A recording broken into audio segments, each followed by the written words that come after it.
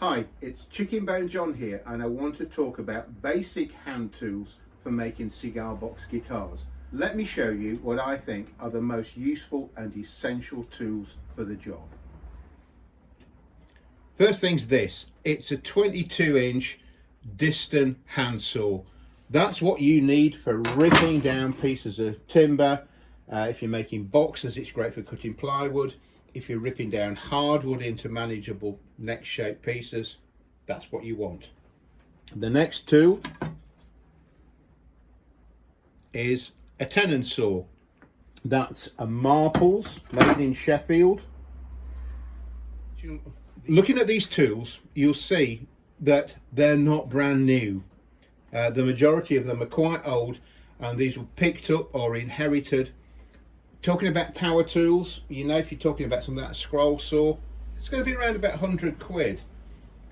This lot was probably no more than 120 pounds. It was purchased, some items new, some off eBay, some inherited.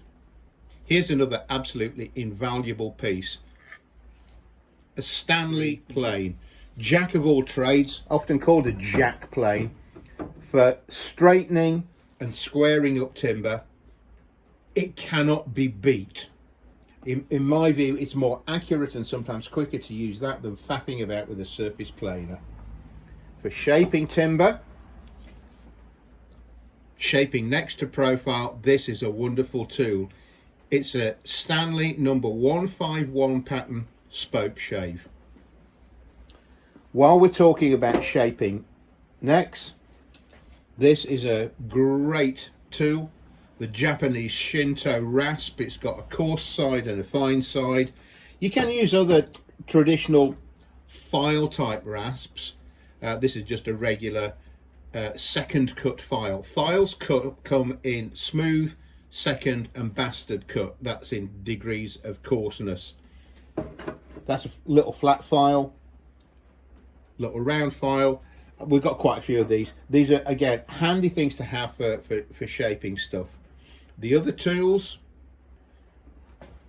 we've got a couple of chisels.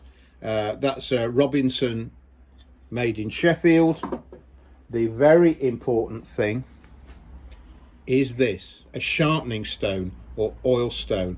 Absolutely essential to keep your chisels, spoke shaves, planes sharp. That's something you have to learn to do.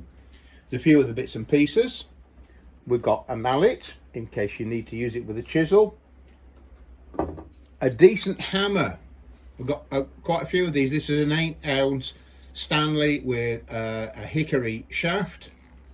A Thor hammer, soft face for doing more delicate jobs and putting fret wire in. The other things, measuring tools, a good meter long straight edge, an ordinary steel ruler, and a carpenter's square. I like the engineer's squares a little bit better. The all steel ones, I think they're a little bit more rigid and durable. And of course, the humble HB pencil with a pocket clip. Keep it in your pocket, stops it rolling around. So that's your basics. One other important thing on here is this. If you haven't got a woodworking vise or even an engineer's vise, this is a real practical alternative. On any bench or table, you can simply put a piece of wood on there, lean in and hold it.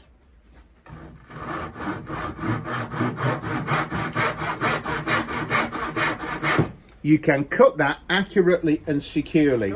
And you can see it's just made from a piece of scrap plywood and a couple of pieces of hardwood.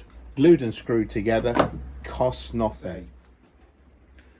The best and the cheapest asset that you have is experience, and you can gain that for free. It will only cost you a little time. A modest investment in some hand tools, as I say, £150 is what you would pay for that, and that will do most of the stuff. I'm just going to do another little video to add a few little bits and pieces to this to show what we can add. Don't rush out to buy all the tools at once, just acquire them gradually. Bye for now.